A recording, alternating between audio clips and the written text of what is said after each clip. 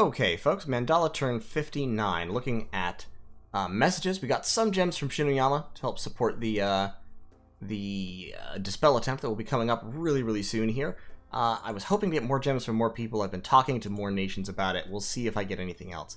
We've empowered in blood, so we're aiming for frost devils. Ice devils, sorry, not frost fiends. We are being attacked by disease demons, which have killed an alchemist and a commander. That's Pangea. Throwing those at me. That's fine. Like that's to be expected. We've also claimed the throne of the moon in the name of Fisher King, etc., etc., etc. So we're getting a little bit of gem income from that. We captured over 40 blood slaves, which is fantastic.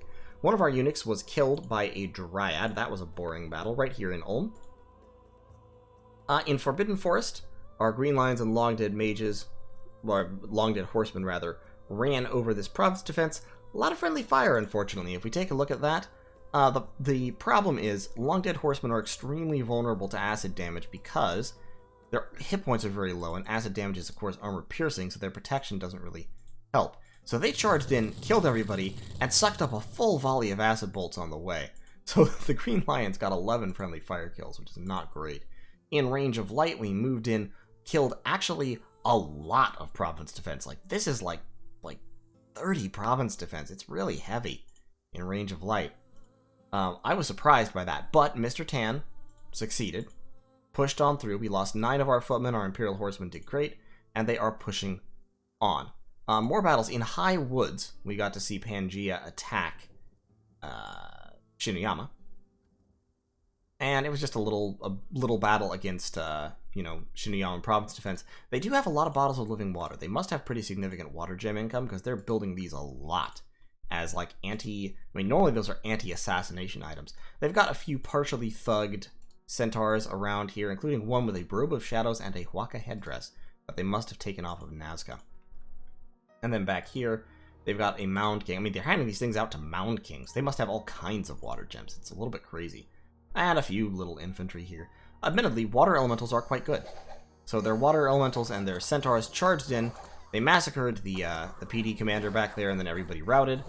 And everything's dead. Everything dead. Everything good. Everybody gonna die. In the Fortress of Ulm, we captured the fortress. There was almost nothing here. As I expected, the mages snuck out. And so, we moved the army in. We cast our spells, we threw some buffs, and we started spamming gifts from heaven. And just boom! Great big blasts of meteors. Our troops took very little damage from the gifts from heaven, which is great. We lost a few, but mainly actually we lost archers from enemy arrow fire. The Imperial Geomancers killed the majority of the enemy with that gifts from heaven spam. So very well done, folks. We did have 2 Imperial Geomancers retreat to the fortress for some reason. Not sure why. Events. Got a few pearls.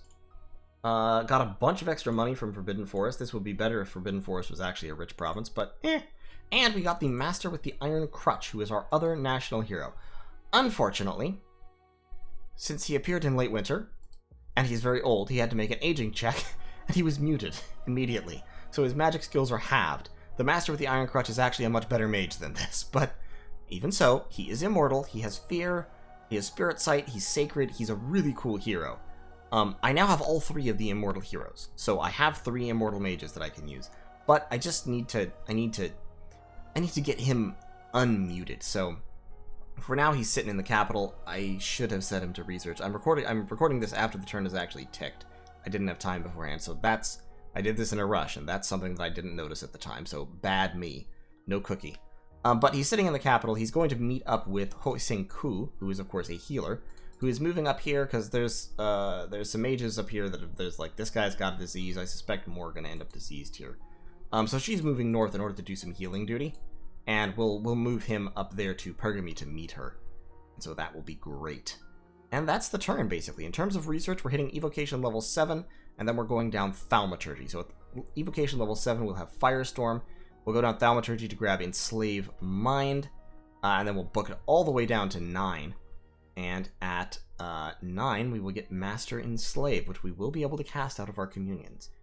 And having a communion drop Master Enslave 3 or 4 times in a battle, it takes a lot of Astral Pearls, but it can actually steal a large fraction of the enemy army, and that can be incredibly powerful. So we'll see if it works. We'll see if we can get there. And of course, Enslave Mind, being able to spam Enslave Mind from a big community is very, very, very, very hilarious and useful. So that's the plan. Oh shit.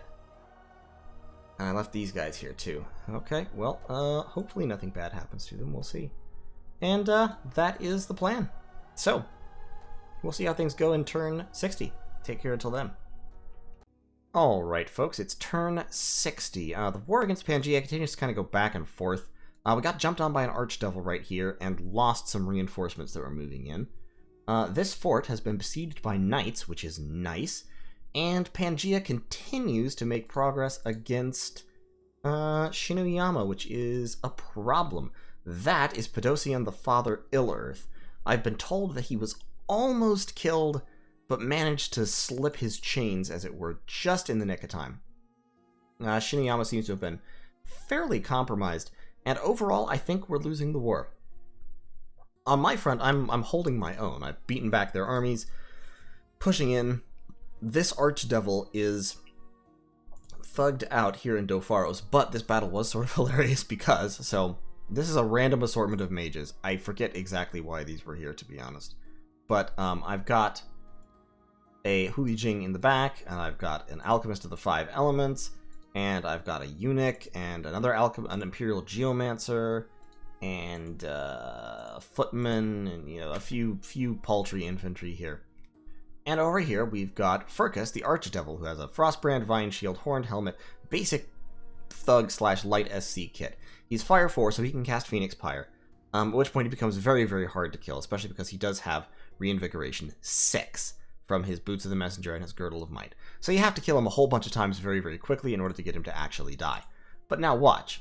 So he casts his Phoenix Pyre. Everyone else is just kind of casting random garbage spells. I've got this Hulijing in the back who should not have been here unless she was hiding. So I screwed up there. And Furcus hops to the back, and Xiao Lao, our buddy down here, casts Blindness. It didn't go through that time, but he's going to cast it again. What? So he kills my Hulijing. We're dropping some Starfires in an effort to do some damage. We hit him with Blindness again, and it works. He only has 17 magic resistance, so now he's blind. This is funny. It doesn't stop him from being an effective super combatant, especially because the Frostbrand's AoE attack hits regardless of the actual attack itself hitting. But it does mean that his attack skill is now 6, and his defense skill is now 10. Because blindness drops your everything by a lot. I actually don't know why his defense skill is still 10. Well, it counts as shield parry, so it's actually 5 plus a 5-point shield parry. So he's, yeah. He's now blind. So he's a little bit less effective. But still basically immortal. So he jumps in, he kills everybody with his Frostbrand, it's very boring. In Wick, we got intercepted. My Spectral Mage with the Green Lions got intercepted by a fairly sizable army, actually. Right here. And that fairly sizable army had this thugged out Centaur Hierophant with the Robe of Shadows to make him ethereal. That's pretty useful. And they've got a Mound King back here. And then up here they've got a... that's just a white Centaur. Where's the Centauride Hierophant with a Waka headdress, which they must have taken from Nazca. Totally useless for them. And a bottle of living water for defending against assassinations and such. And they just wiped me out. Disappointingly easily, in fact. They actually killed my command, and then my magical units disintegrated. Those Green Lions would have done a lot more damage if they were actually fighting. But they got back and killed the Spectral Mage very, very quickly. So that was here in Wick, wasn't it? Yeah, that was right here in Wick. And once again, I have to go back to the previous turn and check my moves, because I didn't think I had ordered that. I thought... anyway. Something went wrong somewhere. In any case, we're converging our troops down here on Forbidden Forest. We are still spamming out 3 eunuchs per turn from Ulm, and that is to provide assassin chaff, to give the dryads something to chew on that isn't valuable mages. But spamming out tons and tons and tons and tons of eunuchs, we will make it harder and harder to intercept us. These guys are actually going to stay here for now. We're just going to patrol the province. This army is going to move down here because I believe that Furcus will move. He can fly, he'll hop somewhere, and then I'll be able to take the province behind him. Hopefully. Cross your fingers, knock on wood. These mages, all of these buddies here, are actually just going to... No, don't move. We're actually just going to research for a turn. Madame Lee is going to start sneaking her way out. Blood hunting is going well. We captured 33 blood slaves this turn. And we continue to give people rods and turn them out and launch them out to expand the old blood economy. So Frosted Peaks is probably going to be where I go next, since that has 6,500 population and 18 province defense. The extra province defense here, it's nice. The patrol strength helps, definitely. Still getting quite a bit of unrest in Pergamy, but I don't care. Anasia is now being hunted. Actually, I should stack another hunter on Anasia. I can just hop Anani right over there. And, of course, Panofia is being hunted quite heavily for 8 levels of blood hunting total, which is fine. And I have Bixie down here. Bixie is blood level 3 when he's carrying a dagger. He does have 1 horror mark, but that should be fine. And he should, as soon as I get the gems, he will be able to try and summon Ice Devils. He'll be able to try and bind Ice Devils. And binding Ice Devils will give us, you know, more magic, of course, and competing super combatants, which otherwise we really don't have. So that will be nice. Now, I don't have the pearls to... I technically have the pearls to try a Dispel this turn. I think I might alchemize here. I'm gonna alchemize up. Other people have said they'll be committing gems to help me, but I'm not gonna really count on that. I'm gonna try a Dispel with only 59 pearls, which I think may be able to work. This is kind of the last turn to do this, where they'll lose gems on Earthblood Deepwell, because Earthblood Deepwell pays for itself in 4 turns if you cast it at minimum level. So I'm just gonna throw that out there and see if I can knock it down. I really want Earthblood Deepwell and Well of Misery both really have to go down, but I'm not as scared of Satis right now as I am of Pangea, especially because Pangea also has Mother Oak and Gift of Health. So knocking down Gift of Health is pretty pointless because he'll have a ton of nature gems, partly because of Mother Oak, and also because he can just sight search a ton of nature. Knocking down Earthblood Deepwell will be easier as long as he's consistently losing gems on it. It's still a losing battle because I don't have any gem gens and he does, so he can put these things up more easily than I can knock them down. But just keeping a little bit of pressure on him all the time is, I think, worth it. Like, I would say it's worth it. It's kind of a hard call, but it's what I feel I have to do. And like I said, I'm not winning this battle anyway. This game is lost, so I might as well just have some fun with it. Get some Ice Devils out, go full blood Tianchi if I can, and we'll see what's what. It does sort of undermine Fisher King's claims of benevolence to be suddenly demanding the sacrifice of virgin women, but you know, there's a little bit of hypocrisy in religion. That's not news to anybody. Like, you just kind of gotta get used to it. I wish my gem income was better. I really, really do. This gem income is not great at this point in the game. I just haven't been able to expand. I mean, like my astral gem income is 8 per month, which is okay, but that's from remote site searching almost every province I own. And it's still not quite enough. I need to arcane probe. I just spent all my pearls. Never mind me. I don't know what I'm doing. So, that's the turn. Pushing on here, gathering troops here and here, in this region, and mages, building up for another communion, and we're going to try rolling another stack into Pangea's territory pretty soon here. We are definitely aiming to take out Old Forest if we can. We just have to proceed with caution. And hopefully, I hope Is is accomplishing something, but I don't know if they are, because I don't have any scouts over there yet. So, we will see how the whole thing goes. So that's turn 60. I'll see you all in turn 61. Okay, folks, Mandala turns 61. Unfortunately, Pangea has Ice Devils. We just had a battle in Forest of Springs where Bifrons, the Ice Devil, jumped onto me, and he's a super combatant. We've seen that before. I'm not going to show it right now. He just massacred everybody because he's fully geared. And can quicken himself and all that kind of stuff. So, I need one more turn before I can start summoning Ice Devils myself. Hopefully there will still be some left. There are 6. I don't think he summoned all 6. So I'll be able to compete there a little bit. That does also mean I'll need to start giving him gear. I have a Vine Shield, Mirror armor wouldn't be terrible, but I could also use some other equipment. So, for example, you here needs that hammer, and he needs to forge me a ring of regeneration. So we need a ring of regeneration. We need some other gear. I'll start scraping the gear together. I can forge it next turn as well. I really don't want Lycanthropos amulet, for all that would be kind of hilarious. It would turn him into a werewolf, which wouldn't be helpful. So we're gonna avoid that there. But honestly, equipping an Ice Devil with a Herald Lance, which can blast demons, because it does triple damage versus demons, that might be useful. Specifically for countering his demons.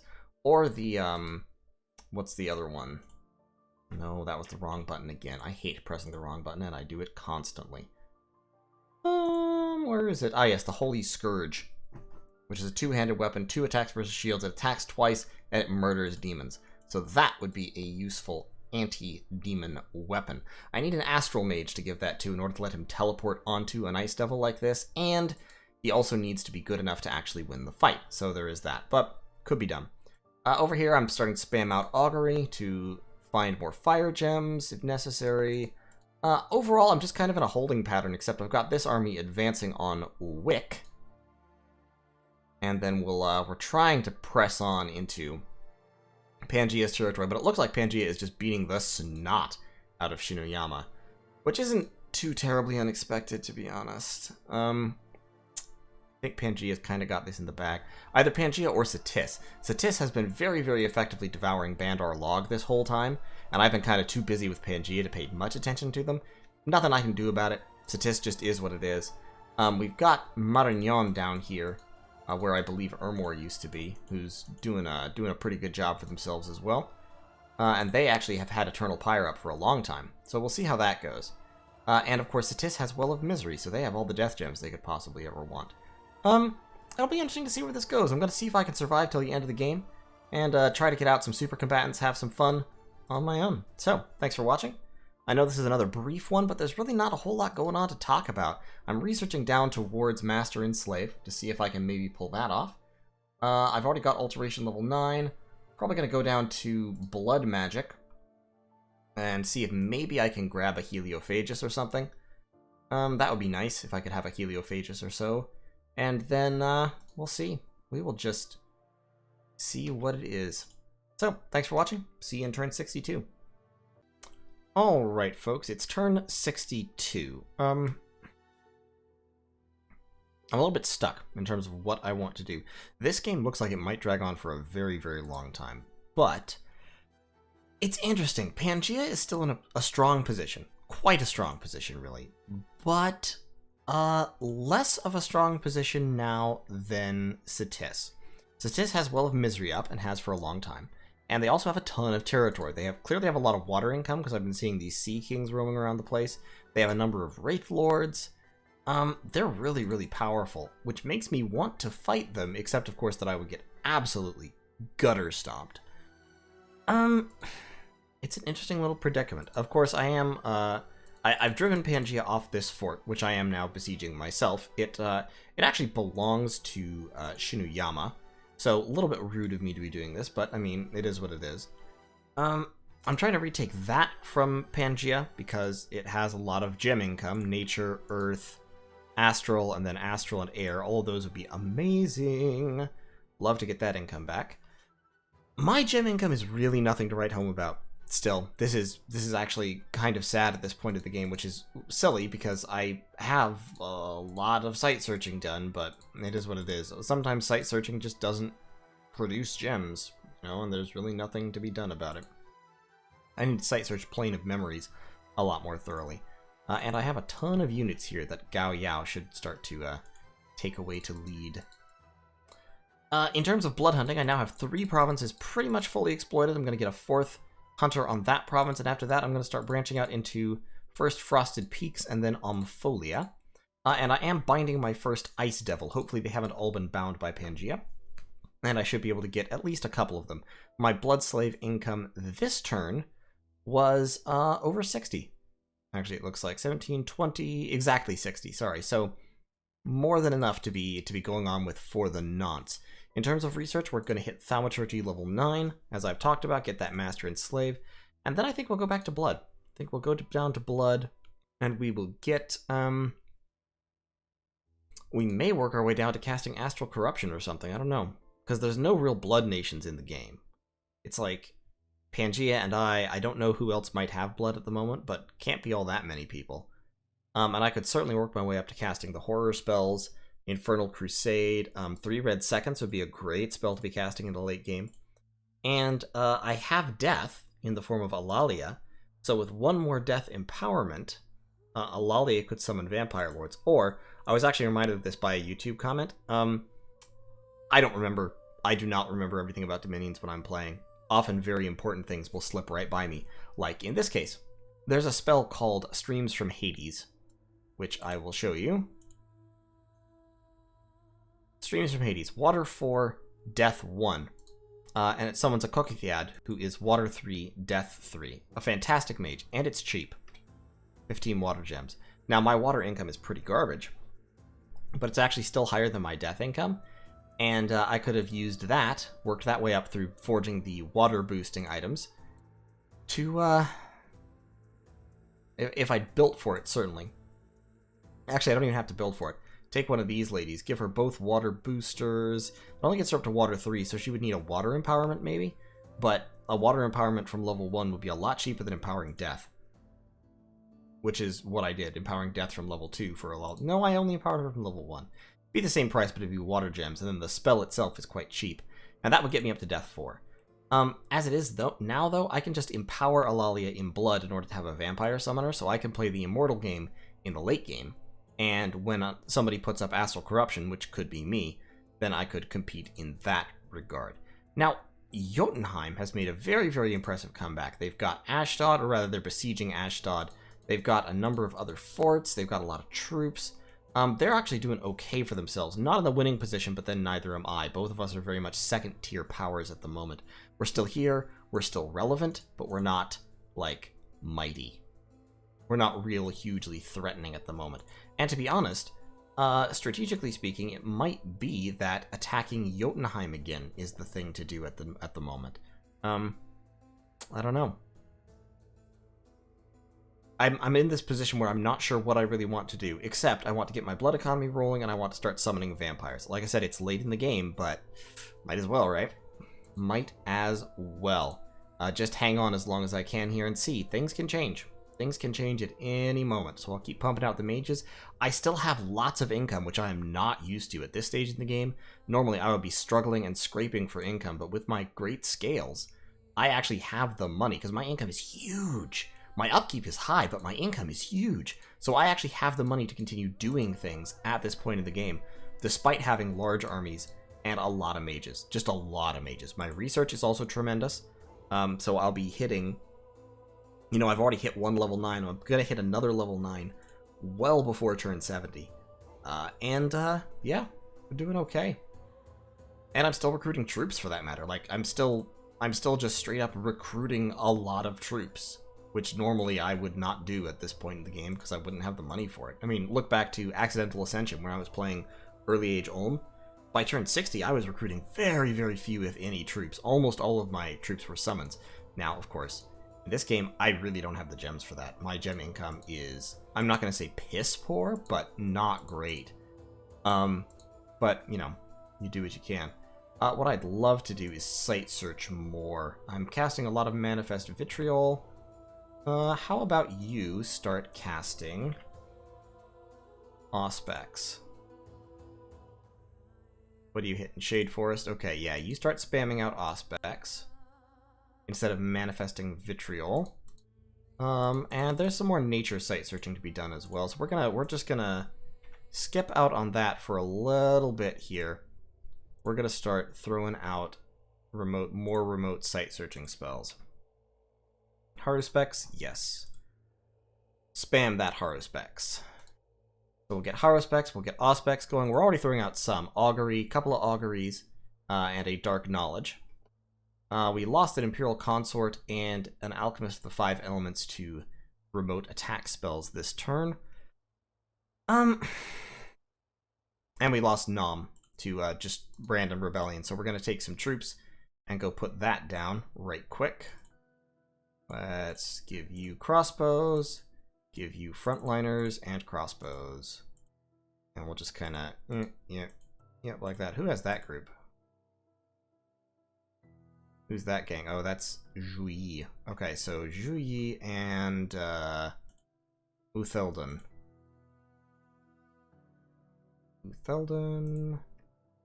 Juyi, you two go do that. You all are patrolling. I don't know why my scouts are patrolling. Scouts should not be patrolling. Scouts should be moving off into unknown lands. Like that. Great. And we're recruiting a scout and a eunuch per turn from this fort, which is good because we need both of those things. And honestly, we don't need all that many more mages. I mean, we don't need to have mages just sitting around. So I'm binding an ice devil. I'm forging fire in a jar just to have fire in a jar because they're handy. Albeit with my adepts of the Golden Order, I don't need them all that much because adepts of the Golden Order are pretty nice mages. In terms of doing fire stuff, they can do pretty much all the fire stuff you'd ever want. I've got some mages with troops here, and I'm not sure where to move them because I'm in talks with Pangaea about the possibility of non-aggression. So actually, give me just a second.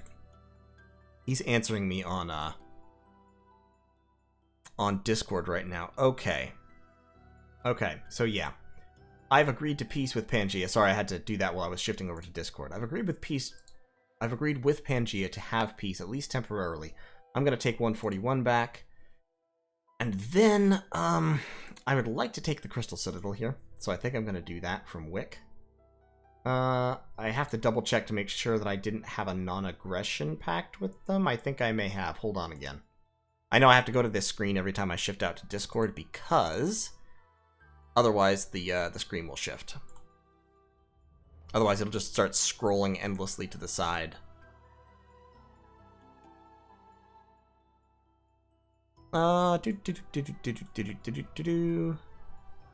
Did I have a non-aggression pact with you?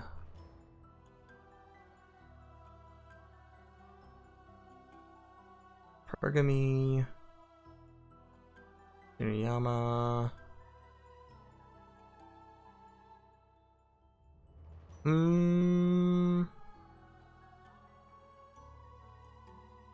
Mandala. I'm not sure that we actually ever made a non-aggression pact.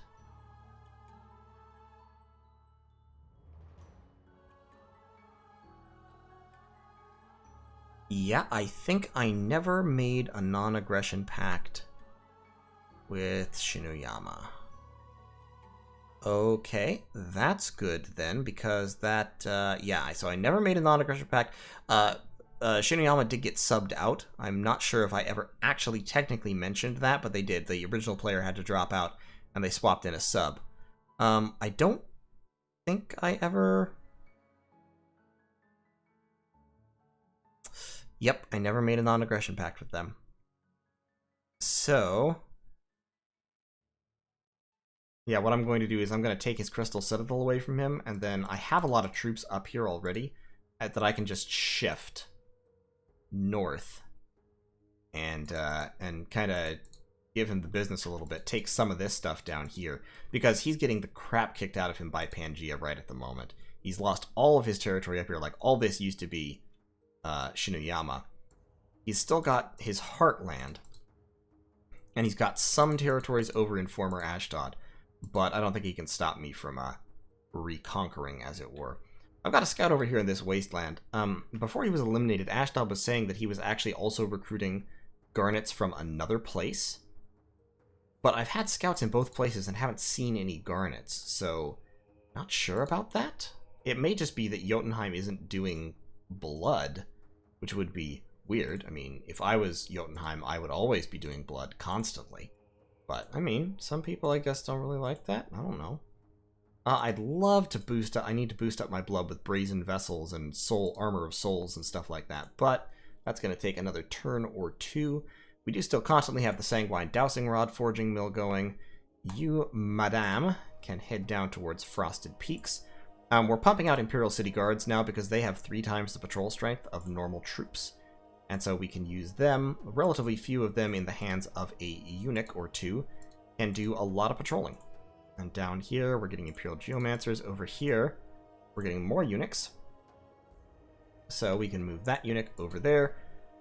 And we can have the people necessary to just cycle in and out of Tianxi or in and out of Bethane with blood slaves as necessary. So pretty soon, we'll have a 4th blood hunting province active. And with 8 blood hunting levels on each province that we are blood hunting, that should kick us up to pretty significant levels of blood slaves. Modik, you should actually go over there so that you can pick up some Imperial City Guard to bring back, to swap out for some of Mohi Hai's troops. And I think that'll be good. I think we'll be in a pretty good place. Those are all Ministry Guardsmen. These are regular footmen.